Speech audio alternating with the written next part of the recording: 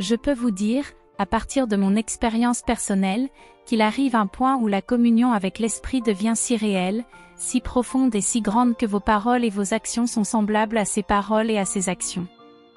Lorsque vous savez par exemple qu'il a été attristé, vous pouvez avec hardiesse en son nom, parce que vous savez qu'à cet instant précis, il coule en vous.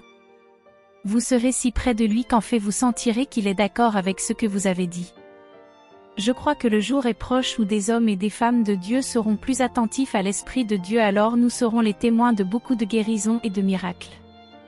Nous serons aussi les témoins de l'Esprit alors qu'il dispersera ceux qui oseront lui résister. N'oublions jamais Anania. Il tomba et expira, Acte 5, 5. N'oublions pas non plus Géasi. Il avait menti à Élisée à propos des présents que Naaman lui avait offerts. Naaman avait été guéri, mais l'Esprit conduisit Élisée à dire, « La lèpre de Naaman s'attachera à toi et à ta postérité pour toujours. » 2 Rois 5, 27. Et c'est ce qui arriva exactement. Jésus avait fait une déclaration très puissante lorsqu'il avait dit, « Comme le Père m'a envoyé, moi aussi je vous envoie. » Après ces paroles, il souffla sur eux, et leur dit, « Recevez le Saint-Esprit. Ceux à qui vous pardonnerez les péchés, ils leur seront pardonnés, et ceux à qui vous les retiendrez, ils leur seront retenus. » Jean 20, 21-23. C'était sans doute une pensée sérieuse que les apôtres n'ont pas pris à la légère. Le visage d'un ange. Pierre était si proche de l'Esprit qu'il a dit à ceux qui l'accusaient, « Nous sommes témoins de ces choses, de même que le Saint-Esprit, que Dieu a donné à ceux qui lui obéissent. » Acte 5, 32. Le Saint-Esprit était tellement sur Étienne qu'alors qu'on l'amenait devant les sacrificateurs, tous ceux qui siégeaient au Sanhédrin ayant fixé les regards sur lui, son visage leur parut comme celui d'un ange. Acte 6, 15. Mais alors quelle parole a-t-il prononcée? Homme au cou raide, de cœur et d'oreille. Vous vous opposez toujours au Saint-Esprit. Acte 7, 51. Pourquoi avait-il dit cela? C'est parce qu'il était rempli de lui. Mais Étienne, rempli du Saint-Esprit, et fixant les regards vers le ciel, vit la gloire de Dieu et Jésus debout à la droite de Dieu. Acte 7, 55. La présence de l'Esprit devint si puissante dans la vie d'Étienne qu'il pouvait lever les yeux et voir la gloire de Dieu. Il avait même pu prendre les émotions et les attributs de l'Esprit alors qu'il était lapidé. Étienne avait dit, « Seigneur, ne leur impute pas ce péché. » Pouvez-vous imaginer une telle réaction? Il n'avait pas dit à Dieu, « Juge-les, tue-les, assassine-les. » Le Saint-Esprit fait la différence. Je suis convaincu qu'il arrive un moment dans nos relations avec le Saint-Esprit où l'onction de l'Esprit devient si pesante en vous, sa présence si proche de vous, que vous pouvez lever les yeux et voir Dieu comme dans une vision. C'est ainsi qu'il peut devenir vraiment réel. Saul, au cours de sa dramatique conversion, avait eu une expérience de première main avec la puissance terrible du Saint-Esprit. Alors qu'il se trouvait sur la route de Damas, respirant la menace et le meurtre contre les disciples de Christ, tout à coup une lumière venant du ciel resplendit autour de lui. Il tomba par terre, et il entendit une voix qui lui disait, « Saul, Saul, pourquoi me persécutes-tu » Acte 9, 34. Il tremblait et fut saisi d'effroi. « Qui es-tu, Seigneur » demanda Saul. « Je suis Jésus que tu persécutes, » répondit-il. « Lève-toi, entre dans la ville, et on te dira ce que tu dois faire. » Acte 9, 5-6. Les hommes qui accompagnaient Saul demeurèrent stupéfaits et sans voix. Saul devint aveugle pendant 3 jours à la suite de cette expérience avant que Dieu ne le guérisse, et il fut rempli du Saint-Esprit. Là encore l'Esprit intervint de façon puissante. Dieu transforma Saul, l'antagoniste, en Paul, l'apôtre. En fait, on ressentit cet effet sur tout le territoire. L'Église était en paix dans toute la Judée, la Galilée et la Samarie, s'édifiant et marchant dans la crainte du Seigneur, et elle s'accroissait par l'assistance du Saint-Esprit. Acte 9, 31. Je peux seulement imaginer ce qui pourrait arriver si chaque ministre de Dieu dans le pays pouvait se prosterner et rechercher une relation personnelle avec le Saint-Esprit. Je crois que cela révolutionnerait tellement le monde de l'Église que les sanctuaires des temples n'auraient pas assez de place pour accueillir les personnes. Dieu merci pour les pasteurs qui sont vivifiés dans le Saint-Esprit. Mais j'ai entendu certains ministres de Dieu qui, pour être vraiment honnête, serait plutôt meilleur dans le rôle d'entrepreneur de pompe funèbre. C'est une communion continuelle avec le Saint-Esprit qui fait la différence. Les gens ont faim de cette réalité que seul le Saint-Esprit rend possible. Il ne s'arrête jamais de travailler. Dès le jour de la Pentecôte, l'Esprit avait commencé son travail sur la terre et il ne s'est jamais arrêté. C'est incroyable de voir comment il est intervenu dans la vie de Pierre. Alors qu'il priait sur un toit, Dieu lui donna une vision, et, alors que Pierre réfléchissait à la vision, l'Esprit lui dit, « Voici 3 hommes te demandent, lève-toi, descends et pars avec eux sans hésiter car c'est moi qui les ai envoyés. » Acte 10, 19 à 20. Les 3 hommes dont parle le Saint-Esprit avaient été envoyés par un homme craignant Dieu du nom de Comeille, un centenier dans la cohorte dite italienne. Lui aussi avait eu une vision, il vit clairement un ange de Dieu qui entra chez lui et lui dit « Envoie maintenant des hommes à Jophé et fais venir Simon surnommé Pierre. » Acte 10, 3,5. Mais ce n'était pas l'ange qui parlait. C'était le Saint-Esprit qui parlait par l'intermédiaire de l'ange. Rappelez-vous que l'Esprit avait dit « C'était moi qui les ai envoyés ». Le Saint-Esprit est une personne active. Il ne s'arrête jamais de travailler. Il vous enverrait même un ange s'il voit que vous en avez besoin. Tout ce qui se passe sur terre est l'œuvre du Saint-Esprit. Il est le représentant du Père et du Fils. Chez Corneille, Pierre a prêché la mort, l'ensevelissement et la résurrection de Christ.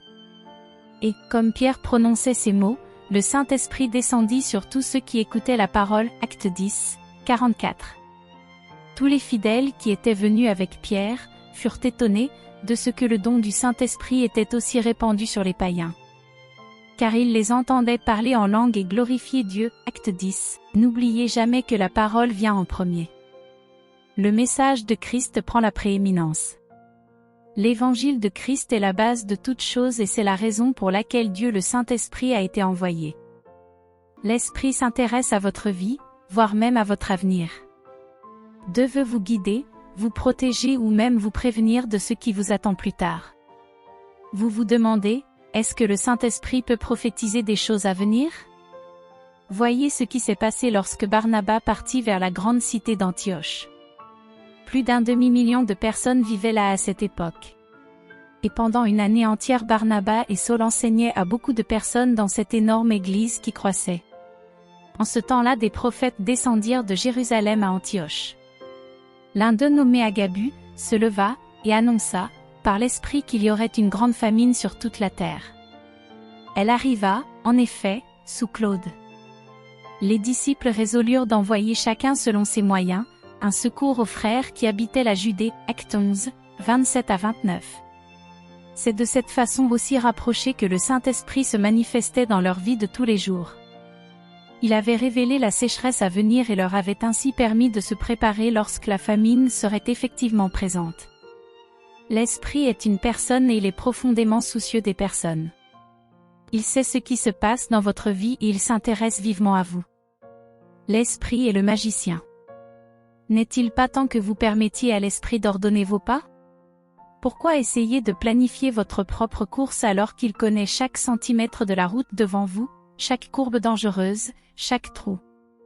C'est ce que les chrétiens à Antioche ont appris, pendant qu'ils servaient le Seigneur dans leur ministère et qu'ils jeûnaient, le Saint-Esprit dit, « Mettez-moi à part Barnabas et Saul pour l'œuvre à laquelle je les ai appelés. » Acte 13, 2. Ils agirent immédiatement, donc, ayant été envoyés par le Saint-Esprit, ils descendirent à Séleucie et de là ils s'embarquèrent pour l'île de Chypre. Les disciples faisaient le travail du Père, mais qui les avait envoyés? Ils avaient reçu des instructions directement du Saint-Esprit. Et pendant leur voyage le Saint-Esprit n'arrêta pas de travailler. Il leur donna même la puissance sur le faux prophète. Élima était un magicien et un sorcier juif. Il essaya de s'opposer à la puissance du travail de Dieu qui agissait à Chypre.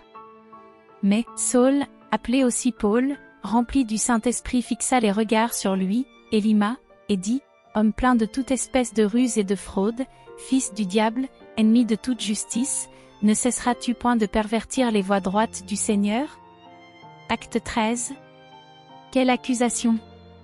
C'est parce que, Paul était fortement rempli de l'Esprit qu'il a dit aux sorciers qu'il deviendrait aveugle. Et il en fut ainsi. Mais la conséquence directe fut que les gens commencèrent à se tourner vers Christ. La parole du Seigneur se répandait dans tout le pays, Actes 13h49. Tandis que les disciples étaient remplis de joie et du Saint-Esprit, Actes 13, 52. Vous vous demandez, dois-je permettre au Saint-Esprit de prendre toutes les décisions?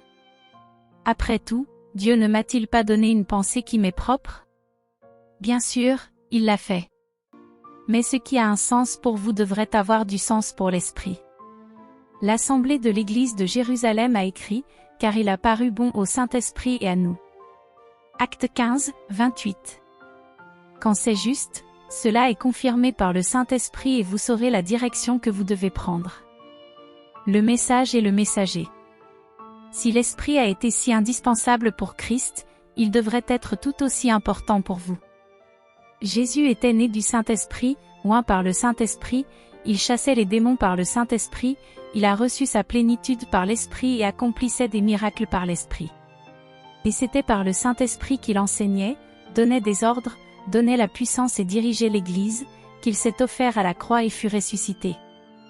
Combien plus le sang de Christ, qui, par l'Esprit éternel, s'est offert lui-même sans tache à Dieu, purifiera-t-il votre conscience des œuvres mortes afin que vous serviez le Dieu vivant. Hébreux 9h14. Le même esprit qui était capital pour le travail terrestre de Christ vous est indispensable. Il est nécessaire. Votre expérience de salut est fondée sur Christ, la croix et votre confession. Mais comment aviez-vous reçu la réalité de votre régénération? Comment aviez-vous su que votre cœur avait été purifié? Mon ami, c'est l'œuvre du Saint-Esprit. C'est l'Esprit du Seigneur qui met le message dans votre âme même. Vous ne pouvez trouver des mots convenables pour le décrire ou l'exprimer. Mais vous savez que c'est aussi bon que la vie elle-même. Si cette réalité est si forte, si profonde et si personnelle, combien à plus forte raison celui qui la donne est réel? C'est une question importante. Combien le messager devrait être plus vrai si le message est vraiment réel? Le Saint-Esprit désire avoir une relation personnelle quotidienne et progressive avec vous. Il veut faire une entrée, une puissante entrée, dans votre vie.